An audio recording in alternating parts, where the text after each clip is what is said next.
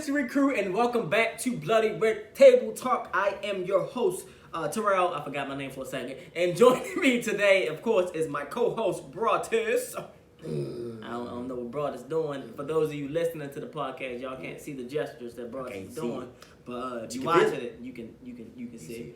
And today we're going to be talking about The Last of Us episode 4. Before we get into it, we just want to say so far the series has been amazing. Really well. We know we're behind on the series, but hey, that gives y'all some time. You know, the series season 2 ain't gonna be coming out for a while, so that gives us some time, you know, to discuss things and catch up. Well, really for me to catch up because Broadus is already caught up. But let's just dive right into the episode. Broadus, lead the way with the top of the episode. What's going on, everybody? So okay, top of the episode. Damn, what happened at the top of the episode? When they were at the gas station. Oh, that's the gas stations. Yeah. Well, they were getting. Right. Okay. Top of the episode. So they leave Bill and Frank's, of course, and they're on the road again. And then they go. Is Joel is siphoning gas from cars, right? Yeah. Because the gas is so old that it's now damn near water. Yeah. So he's teaching Ellie how to siphon gas, and Ellie's like, well, how does it work? And then Joel's like, something about gravity, and Ellie's like, that's a bunch of bullshit. You don't really know. He's like, so what if I don't know? I just know that it works. Right. So then, they get their gas in the truck, the nice truck, might I add. Bill and Frank took care of the phone. Probably was Bill. Yeah. I don't think Frank was. Yeah, I think it was Bill. Yeah. So they driving, and in the scene taken directly from the game, Ellie finds a magazine, which it's an explicit magazine. Just say that, and you can tell that it was used. Yeah. Let's just leave it at that. It was definitely an explicit magazine that was used, and Ellie didn't realize it. That's the. It's so funny too because last episode we discussed in last podcast we discussed how naive Ellie is with a lot of things, and even like something as this, with the magazine situation, we saw her not really knowing or not really understanding because she really never had that type of. No one really taught her about that, those type of things. So even like as she's like in her early teenage years, she still doesn't know about these things, and she said honestly she was joking too. Oh. She's like, she told Joel, I'm just joking. So I'm trying to figure out how she knows about that. I don't know then. Because I feel like she said that, but partially I'm like, I feel like she wasn't. I feel like she didn't know. Yeah. But she was trying to make it seem like she knew based on Joel's reaction. Because, the way that Ellie is perceived as well to Joel, Ellie is a lot more mature. For her age, if that makes sense. In many ways she is, in many ways she's not. And so, I don't know, maybe that was just her way of being like, well, I know more. Yeah, I know what's going on. Yeah, one of those. But maybe, that's how it came off in this at least. It came off that way. So they come across a roadblock that's blocking this tunnel. Mm-hmm. And instead of, like, just ditching the truck, they do the smart thing. They try to drive around. So them driving around leads to this guy. So they have an argument because they're lost. They don't know which way to go. Yeah. Ellie points out that the Fedra base is right there, but the Fedra soldiers and people aren't there. The government officials. Yeah.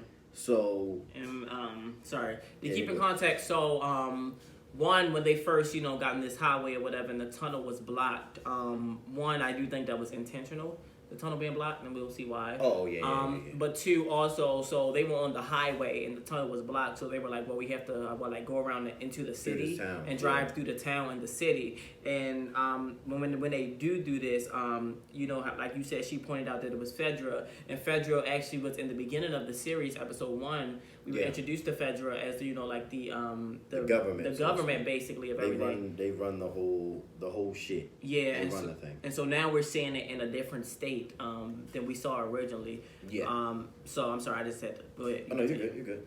But Fedra's gone. But so this causes an alert in Joel. He doesn't know what's going on. He's like, why is Fedra gone? They're always around. So In the middle of the road, there's this guy. We did skip something too. We did. Yeah, we skipped. Sorry, before we get to federal, because we skipped something. We I skipped the when they actually fell asleep. They fell asleep in the woods.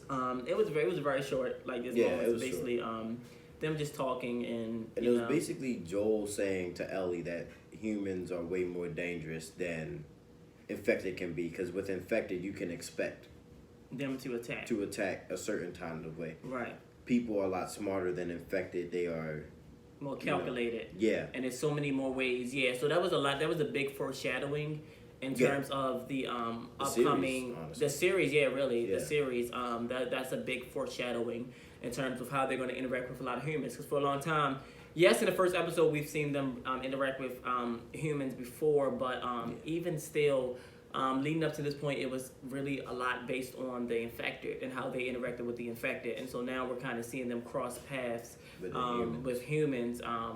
And so it's quite interesting to see how that foreshadowing took place within this episode. And I'll mention this at the end, if I remember it. Okay. But yeah, sorry, but they get to this town. Yeah, they get to the town, and there's this guy in the middle of the road asking for help. Joel instantly picks up on it, like, oh shit. It's a trap. Yeah, he tells Ellie to buckle up, and he floors it towards the guy, and the guy jumps out of the way because he's not really hurt. Then you see in the what are those called, fire escapes, that there's people there throwing bricks and stuff at the cinder blocks at the car, which causes Joel and Ellie to crash. And then this is the stupidest thing to me. They scream at them, "Give us all your stuff and you won't be hurt." And then they start shooting at them. Right. How can I give you my stuff? How can you make me a promise and then you want to kill me? How can I don't have time to say, oh, okay, that's easy. I can give you my truck. You want my truck? Because it's still drivable. It was still drivable, if we're being honest. But what the fuck? We could have joined forces. You mentioned that earlier. Yeah, like, I did mention that. Yeah. It's always a thing. It's always a recurring thing. Like these apocalyptic worlds where people seem to go against each other. And I mean, I in a sense, I get it because that's natural human instinct, to really just be like, and like, honestly, it's like to go against each other a lot in terms of things. But like, it would be so smart to just come together and like try to survive together. But like Broadus said, they instantly like they said one thing, but then their actions instantly. Yeah, they instantly went straight to shooting. Don't make sense to me. Which is crazy. And also to mention that they also like while they were driving past the guy, not only did they get cinder blocks like thrown at the car, but they also, it was a thing that messed up the tires of the car. Yeah, the spikes. He had spikes that he ran over that they had in place. Which affected, so it wasn't really drivable even with the like cinder. It wasn't. They could have took the parts though. Yeah, and if they wanted to. Yeah, and it made them crash, and so that's what led to the shooting and everything. And then during that interaction, Joe was like basically to Ellie. Like during the interaction of them shooting, they got out the car and they were hiding behind the car and using the car as a coverage, like a shield or coverage. And as the people were shooting them, Joe is like scoping around the room in the area, the place that they crashed into, and he notices there's the hole in the wall leading to another room, and he noticed that Ellie could possibly fit through the hole. And hide out right there while Joe handles all the other people shooting. So he instructs Ellie to do so. Ellie, you can tell she's a bit hesitant at first to do it, but she's like, okay. But he's very... I will applaud Joe because I feel like this was the first time really for me where I've seen Joe really give Ellie the sense of security that he was going to be there for her. Like, he was very much like, they're not going to shoot you. I got you, but I just need you to go. This was one of those times where his fatherly instincts took over. It was earlier, we didn't really see it often. He told her straight up, like earlier in the episode, he told her straight up, you're cargo. You're not family. Yeah. He said, I'm only doing this for Tess. But if you're cargo, I'm not going to tell you you're going to be okay. Right. Like, it was very reassuring words on how he was saying everything. Yeah. And so with the instructions he gave her, she followed it. She ran across the room while he was covering her, got through the hole. She was fine. And then it was kind of a battle between him and the other people that were shooting. The gunman, he ended up taking two of them down. And in the process, I'm trying to reload his gun. Another one pops behind him, behind the door as he's trying to move around. the area. Strangling. Yeah, he started strangling with the other one. The guy he had a shotgun, and he started strangling with the shotgun. And he actually was winning, but during this interaction, it was very interesting because we saw Ellie noticing the fight, and she was like, okay, in her mind, you could tell that she was like, I got to do something. And initially, she had a knife in her hand, and she was going to go with that, but then she looked at her bag, and I guess that was the moment of realization where she realized she had the gun from when she actually stole the gun from Bill's place at the end of the other episode. Is it really stealing? No, because he's dead. So, well, but still, I mean, even if you're dead, it's still stealing because it's not your property, technically. I guess. Well, no, because then Bill left him everything. Yeah. So she snuck the gun, not steal it. She snuck it because Joel didn't want her to get the gun. But yeah, so the gun that she snuck at the end of the last episode, she actually used it and shot the other guy in the back. Which is different from the game.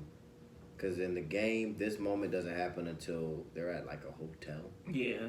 And Ellie doesn't shoot the guy in the back. She shoots him straight in his dome. Yeah.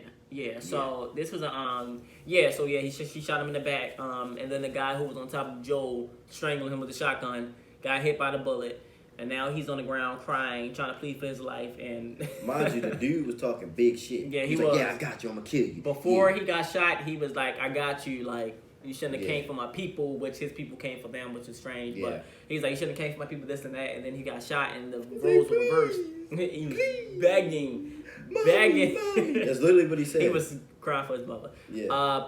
And so they smoked his ass.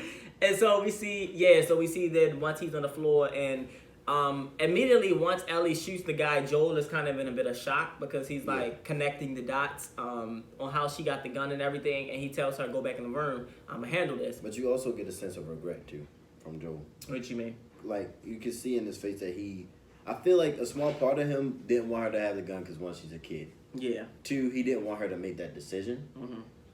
Because similar to, I'm going to bring up Walking Dead because this gets compared to Walking Dead a lot. Similar to Walking Dead, when Rick found out that Carl killed his first human, how Rick was like, I'm sorry you had to do that. It looked like one of those moments, and then you could also see the fear in Ellie's eyes, like, oh shit. Yeah, she was like, you visibly scared. I mean, I guess I get what you're saying because it's a drastic difference from killing an infected versus an actual still live human. No matter the circumstance, even if the human is trying to kill you, if you haven't done it before, especially someone being her age, I can only imagine how she was feeling. Because even though she's young and she's been through a lot, she's still young, you know? Yeah. So she's like... I'm about to say, she might have seen people die in front of her. But she's never actually done it. Yeah. So we see that moment. We see Joel tell her, go in the other room, I got this. And Joel indeed does have it. He kills the guy, he stabs him right in the heart, actually. It's like... He made it quick? Yeah, like a very quick. It was like screaming, quiet. Like very quick. And then we see them, Ellie had to let Joel in because Joel couldn't squeeze the hole, so it was a door that someone was blocking the door. Ellie moved the thing, let Joel in the door, and then we see them kind of realizing now that they have to hurry up and keep moving because they are realizing that is not the last of. They're assuming that's not the last of the people that are to come. Because one, you made all that fucking noise. Yeah, they made a lot of noise. Shooting and fighting, and then you see the truck drive past while they're sneaking out. Right. And you hear them say, oh shit, they got Brian. Yeah, and we also see that their car is destroyed. So they don't really have any way of moving quickly other than by foot. And so now they really have to be strategic, which is very interesting because not only are they moving by foot now and they don't have the vehicle with really all their supplies, but also now we see them kind of even more vulnerable than before because at least in the beginning, when they were first escaping, trying to get out of the city in the first episode, they knew the city somewhat. Joel knew the city. Yeah. Versus this is a new place that they don't really know. And the enemies have an advantage because that's their home field. And so it's very interesting to see how they are moving about. And they did pretty good. They did do pretty good. So the episode moved on and they, got away. They escaped pretty fine. And we cut to a new character in the series named Kathleen. And she's talking to a guy named Edelstein.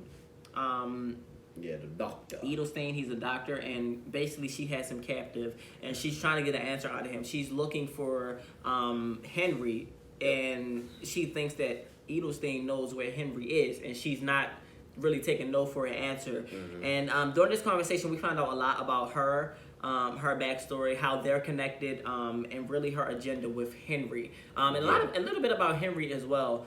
We found out that her and Edelstein was actually her doctor. Edelstein, all her life, basically. Yeah, Edelstein delivered her when she was a baby. So that was question. Very interesting. Because she looked old. So how old is this motherfucker?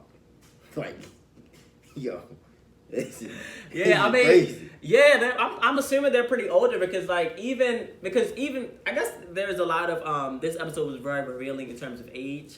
Yeah. Because there was a scene we'll talk about more later down the line where Joe's age was revealed, and we were kind of having a discussion about that while watching it, and we can discuss that more on camera. But yeah, so we see her questioning him about that. We find out that he was her doctor. We find out that she has an agenda against Henry because apparently she thinks Henry is the one that got her brother killed. Yeah. And so she's trying to find Henry, and we know that Henry is somewhere still in the city hiding out. They just cannot find him. And so they're trying to find him, and she thinks that Edelstein has the answers, and Edelstein knows where Henry is. He's just not revealing it. There was a point in time where during the conversation, she held the gun to his head, and she was like, "You don't think I'm gonna do it?" And he was like, he called her bluff. Yeah, he did call her bluff. He was like, "Listen, I was your doctor. I don't think." And then he said, "I'm your only doctor." Yeah, he said that too. Still in your doctor. In the moment. He's the doctor for everyone, so he was like, "You're not going to do it. That's crazy." Yeah. And then during that exchange, we know it's a lot, y'all, but during that exchange, she gets interrupted by a noise. The soldiers coming back. Basically. Yeah, and so she goes outside to take a peek at what's going on, and they discover that the three people during the exchange earlier with Joel, who was shooting Joel in the alley, they discover their bodies. And they're dead, and so that kind of sets the town and the people in kind of a little bit of a frenzy because now they come to the realization really quickly that they're outsiders outside of their their group organization that has killed these people, and so now they're trying to scope the city and find them. And just to throw this in there so that way people remember, basically Kathleen's right hand man is the voice actor for Tommy in the game. Yes. So just had to throw that out there. Yes, and Kathleen is also the leader of this place. Like de facto leader. Yeah. Because, it's a whole thing. Mm-hmm. And her right hand is Perry. Perry. Yeah, Perry. The platypus. Not the platypus, but Perry. Perry, can you imagine? Perry the platypus. I wouldn't put it past Perry the platypus to win. What fight? Everybody. Yeah. Perry the platypus was whooping Doofenshmirtz ass. He was fucking Doofenshmirtz constantly, every day. It was practice for What him. made me mad is that he was probably the only platypus that would bust through his wall, and he'd be like, "A platypus." Perry the platypus. Yeah, and he put on a hat. So fucking stupid. Off topic. Yeah. But so we see Perry is our right hand man. Keep that in mind. Yes, he was the original voice actor for the game for Tommy. Mm-hmm. But yes, so shout out to Jeffrey Pierce, the actor. Shout out to all the returning actors, voice actors, no matter what in this series. I love that they gave them the opportunity to come back in some sort of way and pay homage to the original game, because a lot of things in Hollywood now, and a lot of media, they don't do that in Hollywood. So shout out to them. Fucking Marlene is Marlene. Yeah. So that's really cool. So we see them kind of in a frenzy, and we see that now Kathleen is seeing that her people are dead. It kind of flips a switch on her, where she was hesitant at first to kill the guy. She went right back in the building real quick. Smoked his ass. Opened the door for me. Boom. Walked out. It was very quick. So the doctor is now dead. Dumbest decision she made, though. Very dumb. Because in this situation, honestly, in an apocalyptic world like this, doctors are essential. I would say top 3 characters, top 3 people that you need. A doctor needs to be very essential. I think doctor might be number 1. I would say probably number 2. What would you say number 1? Probably someone who can fight. Okay, so and who has some knowledge of fighting. Because although a doctor is good, a doctor is only needed based on situations where things get like someone is sick or get injured. Versus if you have someone who can fight, then they are protecting you in some sort of way. And so, say for instance, I don't know, y'all get what I'm saying. You need somebody to fight. So maybe like someone to fight a doctor, and then maybe like someone who know that shit about nature. Yeah, someone who like knows like nature and all that, and how to how to survive in those type of conditions, as well as somebody who's like a people person. I feel like someone who can talk to somebody. Read people and shit. That would be good because then they can make deals. It can be like Yeah, I couldn't be any of those three because I get mad about. You'll probably be like you probably a good like person who can fight. Maybe. You'll probably be like a good person who can fight. Cause I feel like or nature too. I could do the nature. You'll be good at nature as well. Cause I feel like I couldn't be the person who talk to people because I get mad fast. They're like, well, we gonna kill your people. All right, fuck you, bitch. I'll probably be the person to talk to people actually. Probably. I feel like you come to compromises a lot faster than I do. Yeah, I'll be able to. Yeah. That's interesting. Maybe that's a topic for another day. Yeah. Who are we in zombie apocalypse? Yeah. Like what character? I guess like not stereotypes, but like what is it called?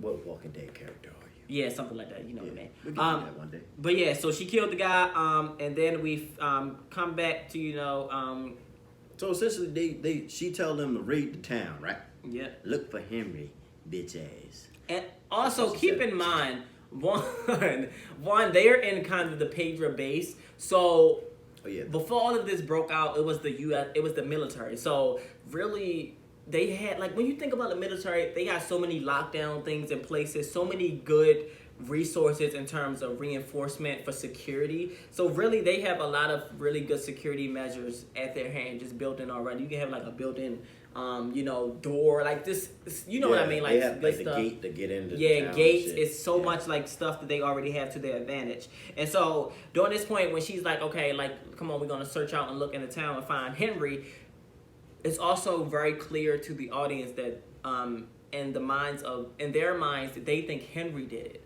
that Henry is responsible for these deaths, but actually it is Joel and Ellie.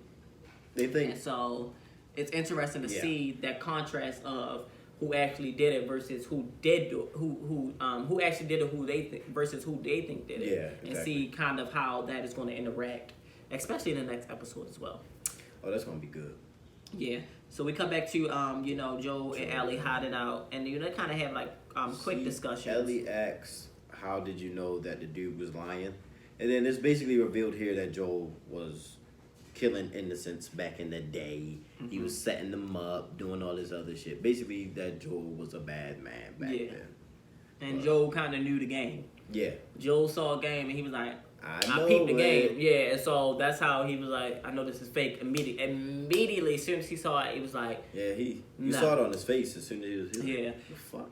And so also we saw a moment where he gave Ellie back the gun. Yeah. And he was like... because originally when Ellie first shot the guy, he took the gun and he told Ellie to go ahead back to the other room. But he gives Ellie back the gun and now he's like, okay, I think you're ready for this now. Like, you do need this. And which I get him being hesitant giving her a gun because she is very young. But at the same time... Yeah, I get it too. At the same time, I feel like it shouldn't have took him this instinct. And it shouldn't have took him this instant... like this situation for him to realize that she needed the gun, like for her to save his life, it should have took him that happening for him to realize. Since it's an apocalypse, I get you don't want to fuck up, kids' childhood, basically, like rob them of that innocence. Right. But this is an apocalypse, bro. And also, her innocence is already. When you think about Ellie, though, it's already fucked up because Ellie has been living through this. Has always been Ellie's life from day one. This shit was going on. Yeah. So this is nothing new. Like, this has been her life since she's been alive. Versus, and we're gonna take it back to The Walking Dead for real quick, a little bit, because it's very similar. But Walking Dead game, Clementine versus Clementine. Clementine had lived somewhat of her childhood. Before everything broke out. She wasn't born into that. Yeah. So that's different. Yeah. Ellie was born. Sarah has lived. Joel's daughter, did that. She ain't I'm saying though, she ain't survived. But listen. But listen, even still, even in the beginning, when everything was happening, you could see why it was so conflicting, not only for Sarah but for Joel, because it was new. It was new to them, and it was something that you would never think that a child would have to experience. Like, say for instance, Sarah was still alive in this actual series, I would imagine that Joel would be softer, way softer. No, I feel like he'll be 100 times more strict. Oh, with her? With Sarah? Yeah. Yeah. I thought you meant. I don't think he would be going out there killing people how he was. Yeah, no. Yeah. I feel like Joel, if Sarah would have survived, Joel would have been like, the way that he's acting, the way that he was acting towards Ellie and being very overprotective, it would have been on 10 for Sarah, because I don't think that's he his would child. I don't think he would have fucked with Tess. Yeah, he wouldn't have, no. I think he probably would have joined the Fireflies, him and Sarah. He would have did whatever he had to do to keep Sarah alive. Because once Tommy, everything, yeah. So just to say that, she has been living through this her entire life, so I just don't understand why not. Like, I get it, but honestly, the trauma is already in her. She's not, even like, after this, because I was explaining this to Broadus while we were watching it, I was like, no matter what happens throughout this entire series, no matter if there's a cure out there and everything goes back to what it was in the future, this will always be Ellie's life, because Ellie is the cure. No matter even if things go past and everybody is cured, Ellie is the reason for the cure. So this will always be Ellie's life. Yeah. No matter what. When she dies, the cure dies with her. Yeah. It will always be Ellie's life. Ellie cannot escape this. I find it hard to believe that she's the only person that's immune, though. I feel like I don't think she's probably the only person immune. Like, if we're looking at the world itself at that moment, I just find it hard to believe. But she could be the only one in a 1,000-mile radius. Maybe it's across the sea. I want to know what makes her immune, though. I wonder if... You'll find that out. I'm ready to say, is it something with her mom? Yes. Because I have a little theory, maybe, but I haven't seen the episode because, y'all, again, I'm behind. Broadus watch all stuff. But maybe it's like something to do with her mom possibly when you see getting... it, you're like, that makes sense. Like her mom got bit or something right before she had her. Something like that. Damn. Was that it? Yes. Yeah, I feel like that's what it is. Like, her mother got bit right before she had her, and it's the way they explain it is good. The game has yet to explain it. Yeah, don't go too much into it though. Should I cut this out?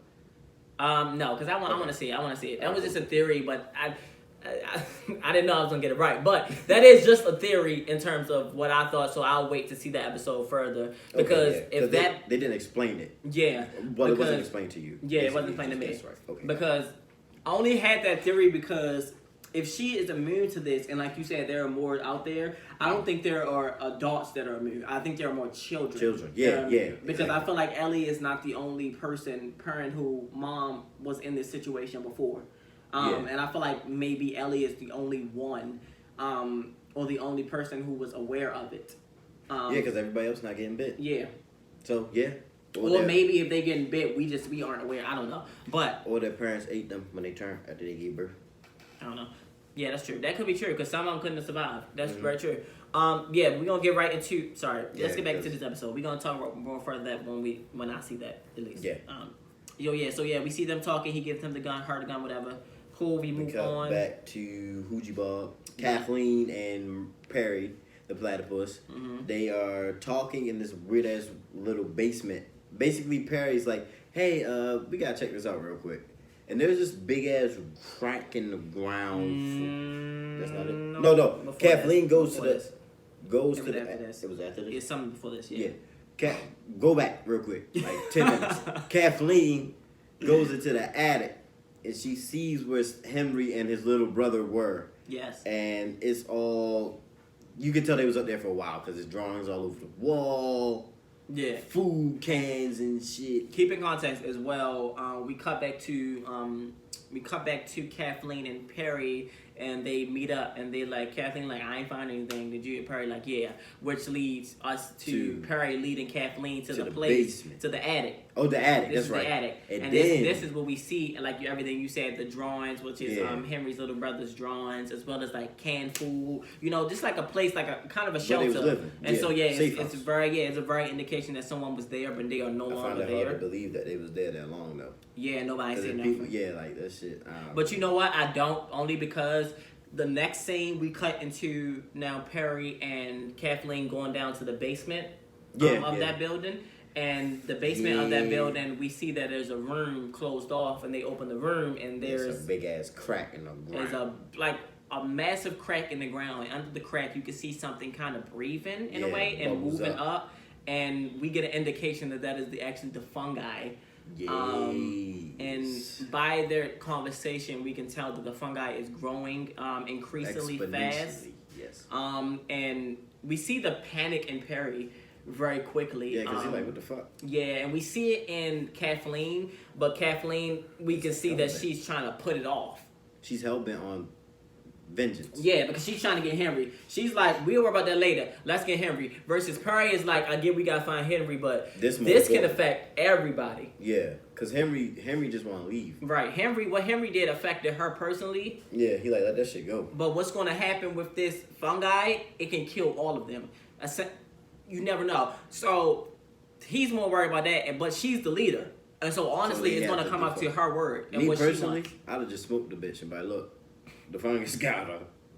Yeah, so we see that. But I find it interesting, and I don't think they looked up there only because their only essential use for that building up until that point was monitoring the fungi. Okay, that's fair. And so they probably weren't even thinking, let's go upstairs and look. Because downstairs, it was a massive fucking fungi growing that they were trying to control. They probably were scared. They opened that door one day, something gonna run out. So you're right. And you probably, I could tell too from their conversation that wasn't the first time they were down there. Like they had been keeping up with that for a while, and they've been like. Because in theory, when people go to hide somewhere, you're gonna look in the basement first, right? And then you work your way up, right? I mean. Shit. So the way their conversation, you can tell that they were keep monitoring that for a while. Yeah. And then it like, you know, like we said, it's growing even like larger, and they're like, oh shit. Perry is like, oh shit. So yeah, we cut back to Ellie and Joel walking up the steps. A very tall building, 30. What they 45. Said 30. 45 floors, and they reached like the 33rd floor. Yeah. And they were like, and Joel was like, all right, I'm done. I'm tired. And this is when the age comment comes in. Ellie is like, come on, like, ain't nothing. And he's like, well, I'm 56 years old. This is something to me. Terrell looked at me like, God damn, 56. Yeah, it was crazy. Because, and I was talking to Broadus about this. When you think about zombie apocalypse, and everybody listening think about this as well. When you think about zombie apocalypse, especially movies or video games, we tend not to think about all the character ages except for the really young characters, like babies who were just born. Babies to teenagers, I would say. Not even that. Even like babies who were really born, or older characters like old people. Like they can't even like move without themselves. Like, cause even like taking it back to The Walking Dead, when she first had the baby, I can't think of the wife's name. Lori. When she first had the baby, stand that bitch. Was like, why the fuck are you having a baby in the apocalypse? Like hiding a baby. Like, even like The Quiet Place. Think about The Quiet Place, too. That shit was dumb to me. Having a child in that type of situation, and you have to not only take care of that child, and you don't really have the resources that you need to take care of a child like that, a baby like that, but also you have to make sure that baby doesn't make any noise. And babies naturally are just noisy. So, that's a tricky situation. And then two, older people, they just can't care for themselves after a certain time. So, if y'all running from zombies, you don't really have time to pick up the older person and try to help them, because then you're going to get caught up. I'm pushing their old ass. Yeah, so that's... What the fuck? Get. Live your life. That's your family member. You going to push him? Sorry, Papa. That's fucked. That's fucked. No, but yeah, like, you don't really think about anybody in between that, though. You don't think about it. You like, all right, well, like, if somebody's like 8 years old, you're like, all right, well, like somebody like Ellie. Like, Ellie is young. Yes, we think about it in a sense. 14. Yeah. In a sense, we think about, not saying always, but in a sense, we think about her age in terms of like things she is doing, like shooting a real person. But it's not always a thought. That's what I'm trying to say. Ellie's age is not always. That's my cat.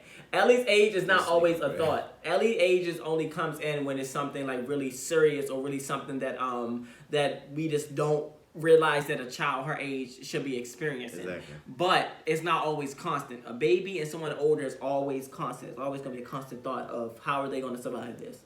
Okay, we think that shit about dogs too. Because dogs is naturally noisy too. Yeah. It depends on what dog though. Yeah, some dogs can be like trained. Chihuahuas will not be surviving. That's gonna be because of Yorkies me. would not be surviving. Because of me. Them little dogs.